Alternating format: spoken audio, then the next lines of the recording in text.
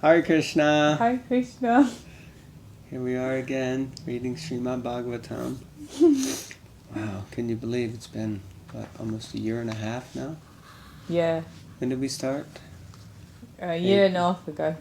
It hasn't been exactly a year and a half. That's why I wanted to know, what month was it? I don't remember. We just celebrated 1 year. It must have been April. So May, June, July, August, now in September. So it is almost a year and a half. That's what I said. Oh, Lordy. Alright. Canto 3, Chapter 12. Which verse are we going to start on? What's the chapter titled? Creation of the Kumaras and Others. So, yeah. Verse 43. Yeah, we only have about, according to my device, 16 pages left. So we may finish today, maybe not. I don't think so. Well, yeah. Is it possible? Yeah. Well, it depends how much. How much you talk. Yeah. Okay, so let's do the invocation. Om Namo Bhagavate Vasudevaya. Om Namo Bhagavate Vasudevaya. Om Namo Bhagavate Vasudevaya. I can't hit the high note.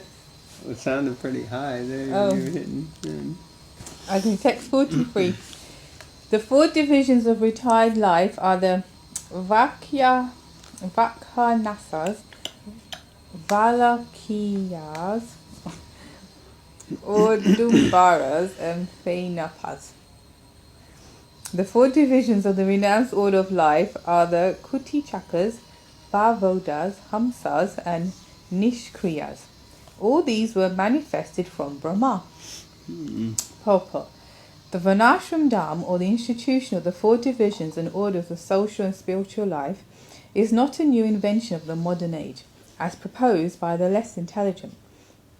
It is an institution established by Brahma from the beginning of the creation. This is also confirmed in the Bhagavad Gita, chapter 4, text 13, Chato Varyam Maya Shritam. Text 44. So anyway, yeah, Varnashram is not something new, some concocted thing. This goes all the way back. Interesting, it also shows that in each of the four divisions, at least here we've seen that for the Vanaprasthas and the Sannyasis, there are further 4 subdivisions. So like that. So it's not just that, okay, now all of a sudden you're a sannyasi. No, it's like the stages of that sannyas. And there is a place, maybe it's later, maybe it's in the 7th canto, where Srila Prabhupada and the Bhagavatam explains them in more detail, how one would act in each of those, and how it's all just a gradual development. So very important. Text 44. The science of logical argument, the Vedic goals of life, and also law and order, moral codes, and the celebrated hymns Bu, Bhuva, and Swaha all became manifested from the mouths of Brahma, and the Pranav Omkar was manifested from his heart. So if you ever go to a yagya, you know that there's always Om Bhur Bhuva Swaha. So that type of chanting. So that came from Lord Brahma also. Thereafter, the art of literary expression, Ushnik, was generated from the hairs on the body of the Almighty Prajapati. The principal Vedic hymn, Gayatri, was generated from the skin, Trishtup, from the flesh, Anustup, from the veins, and Jagati, from the bones of the Lord of the living entities.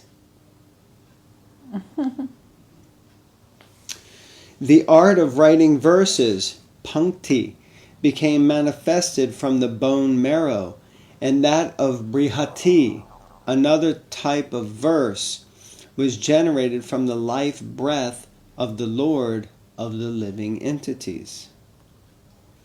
Text 47. Brahma's soul was manifested as the touch alphabets. Is that right? As the touch alphabets. His body as the vowels, his senses as the sibilant alphabets, his strength as the intermediate alphabets, and his sensual activities as the 7 notes of music. Okay, and there's a purport here. In Sanskrit, there are 13 vowels and 35 consonants, which is quite different from our own alphabet, which I think has 5 vowels and 20, I think there's 26 letters in total, so like 21 consonants, something like that. The vowels are a, I, u, r, l, I, o, ow, and the consonants are, ready for them? Ka, g, ga. It's quite, it's subtle. I was putting emphasis on it. So like, ka is K-A, and ka is K-H-A. So it's very subtle for us with the Western tongue. We just hear, you say one thing and think it all means the same thing. Amongst the consonants, the first 25 letters are called the sparshas. There are also 4 antastas. Of the ushmas, there are 3 S's called talavya, murdanya, and dantya. The musical notes are sa, ra, ga, ma, da, and ni. That's only 5. It says there's 7 notes. There's 7. Sa, ra, ga, ma, da, and ni. Okay, it's 6. Sari, ga, ma, pa, da, ni. No, there's no pa in there. Well, there is here. Ah, very good. So that explains everything. Yeah. Say it again. It's normally pronounced Sari, ga, ma, pa, da, ni. Yeah, so that's very good. Say it again for everyone at home. Sari, ga, ma, pa, da, ni. Very good. If you're reading from my book, you'll see that the pa isn't in there. But all these sound vibrations are originally called Shabda Brahma, or spiritual sound. It is said, therefore, that Brahma was created in the Mahakalpa as the incarnation of spiritual sound. The Vedas are spiritual sound, and therefore there is no need of material interpretation for the sound vibration of the Vedic literature. The Vedas should be vibrated as they are, although they are symbolically represented with letters which are known to us materially. In the ultimate issue, there is nothing material because everything has its origin in the spiritual world. The material manifestation is therefore called illusion in the proper sense of the term. For those who are realized souls, there is nothing but spirit. Any thoughts? There is nothing but spirit. True. Very good. Thank you. Okay, text 48. Text 48. Brahma is the personal representation of the Supreme Personality of Godhead as the source of transcendental sound, and is therefore above the conception of manifested and unmanifested. Brahma is the complete form of the Absolute Truth and is invested with multifarious energies. Purport. The post of Brahma is the highest responsible post within the universe, and it is offered to the most perfect personality of the universe. Sometimes the Supreme Personality of Godhead has to become Brahma when there is no suitable living being to occupy the post. In the material world, Brahma is the complete representation of the Supreme Personality of Godhead, and transcendental sound, pranava, comes from him.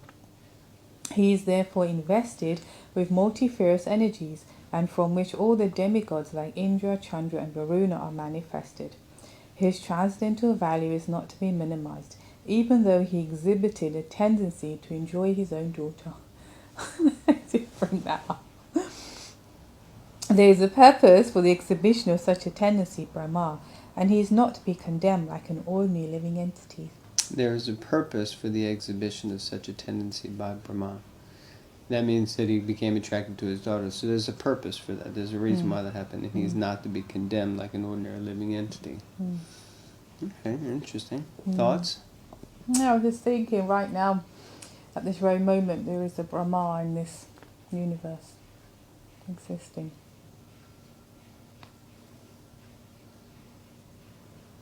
There is nothing but spirit.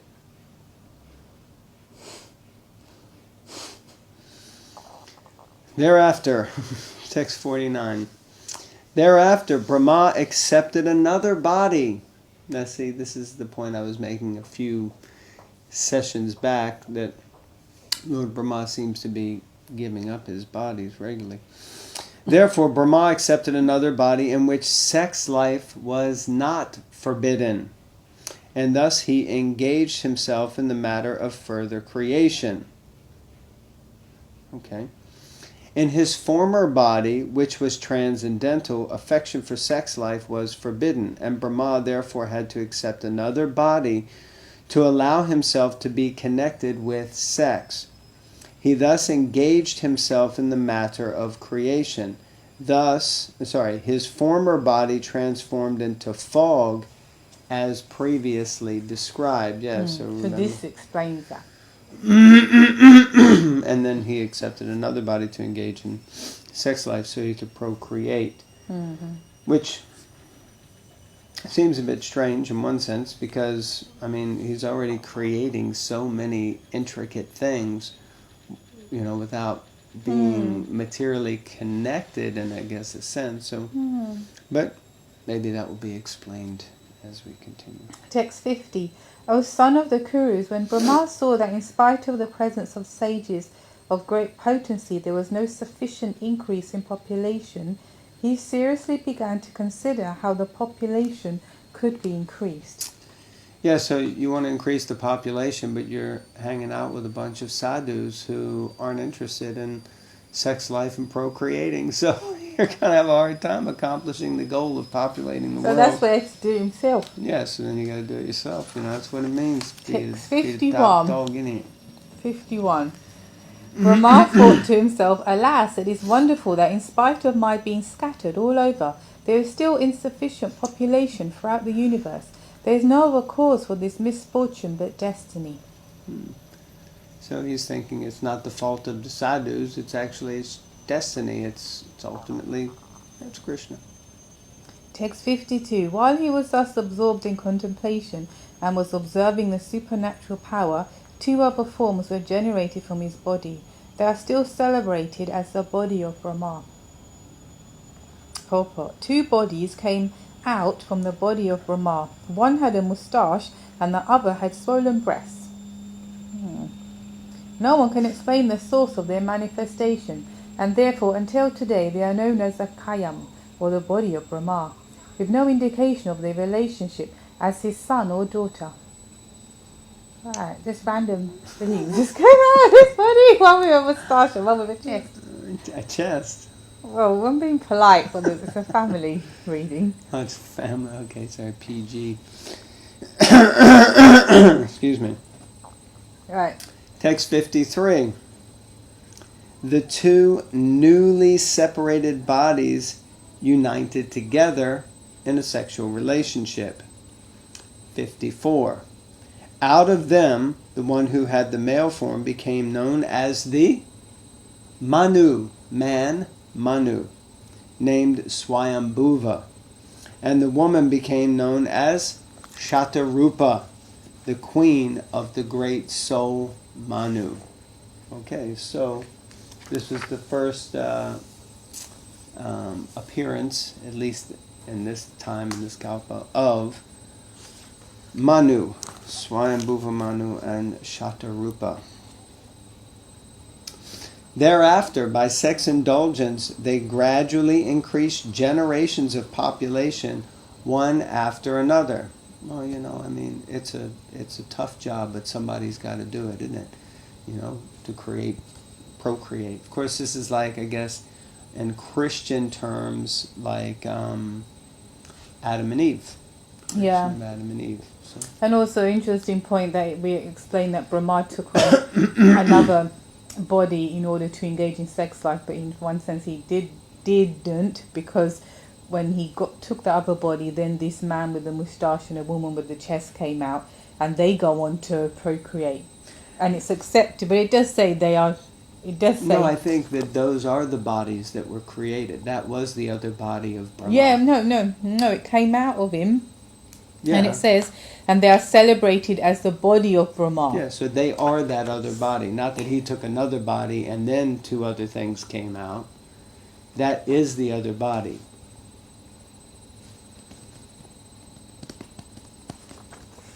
They are considered the other body that was created so that he could engage in sex life. Because Manu and Satyarupa, Yeah. they are considered Brahma. the body of Brahma. And they are that body that procreated. Right. Yeah, okay. Alright. Okay. Excuse me. Text 56. O son of Bharat, in due course of time, he, Manu, begot in Satyarupa 5 children. 2 sons, Priyavrata, whom we'll hear about later, and Uttanapad, whom we'll also hear about later in the 4th canto. Priyavrata, also 4th canto, maybe 5th. And 3 daughters, Akuti, Devahuti, and Prashuti. Now, what would be great is, I was really good in Sanskrit, each one, Priyavrata and Uttanapada.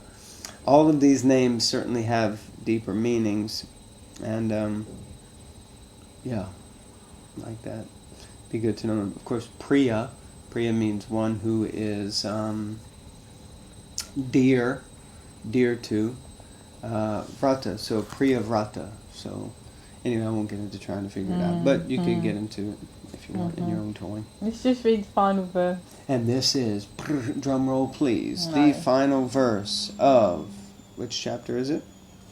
The one we're reading. Chapter 12 of the 3rd canto. The father, Manu, handed over his first daughter, Akuti, to the sage Ruchi. So then you have Ruchi and Akuti. The middle daughter, Devahuti, to the sage. Who was Devahuti married to? Come on, everyone. Yes, Kardama Muni. And that will be pastime that comes up next. And the youngest, Prashuti, she was married to... This is such a great class. Beginning of the 4th canto, Daksha, to whom they had a daughter named Sati, yes. Quite a few, yeah. Well, they had quite a few. From them, all the world filled with population. Purport. The history of the creation of the population of the universe is given herewith. Brahma is the original living creature in the universe, from whom were generated the Manu Swayambhuva and his wife Shatarupa, please forgive me, Shatarupa. From Manu 2 sons and 3 daughters were born, and from them all the population in different planets has sprung up until now. Therefore, Brahma is known as the grandfather of everyone, Pitamba. And the personality of Godhead, being the father of Brahma, is known as the great-grandfather of all living entities. This is confirmed in Bhagavad Gita 11:39 as follows. Vayuryamognir varuna sashankaha prajapatis tvam prapitam mahascha namo namaste stu sahasra kritva punascha bhuyo pi namo namaste. You are the Lord of air, the supreme justice, Yama, the fire, and the Lord of rains. You are the moon, you are the great grandfather. Therefore I offer my respectful obeisances unto you again and again. Or in English, again and again. Like that. Thus end the Bhaktivedanta purports of the 3rd canto, 12th chapter of the Srimad Bhagavatam, entitled Creation of the Kumaras and Others. Wow, what an exciting ending. And next we will be starting chapter 13. And now we're going to get into predominantly up until middle to end of the 5th canto, Leela after Leela after Leela, exciting Leelas. 3rd canto Leelas now Varahadev, the appearance of Lord Varaha. And the appearance of Lord Varahadev is in 2 weeks' time on the Friday. Are you sure? Yeah, because I'm cooking Rajbhog and it's Ekadashi. Oh yeah, it's Varaha Dwadasi. I always get confused between Vamana Dev So I and do Varaha. remember that because Ekadashi cooking Raj should be fun. Breakfast and Raj. Yes. Yeah. Honor. Actually, it's a weird one this year. Varaha, because usually you have the Ekadasi the day before Varaha's appearance day, because Varaha's appearance day is a Dwadasi.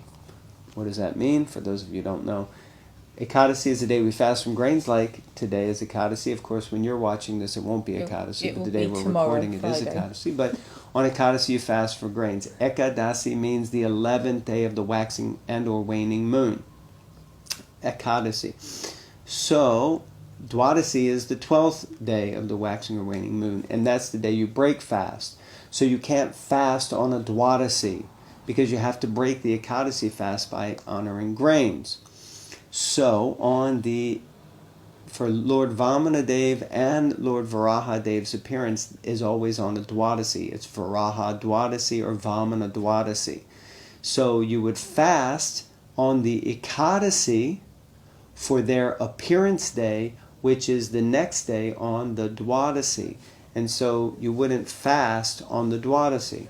But this year, as happens from time to time, somehow the 2 days overlap because of the cycle of the moon. And if the cycle of the moon doesn't happen in a certain way, then you miss sometimes certain things. So this year, Ekadasi and Varahadev's Dwadasi are on the same day, which means that what we'll be doing is fasting on the Ekadasi, which will actually also be the Dwadasi simultaneously, and we'll break fast with grains on the Triodasi, which is the 3rd day.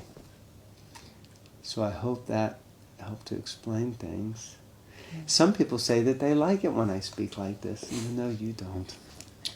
I didn't say I did it, but thank you, Sally Webb, for your kind comments. Okay, thank you all very, very much for your kind attention and perpetual association and encouragement. And please, if you want a set of the Srimad Bhagavatams, we have some. A few devotees have contacted us. What is the day? The Bhadra Purnima is coming up in September. Well, we're in September. My goodness, it's coming up in a couple of weeks' time. So try to get your set before then. Hare Krishna. Hare Krishna.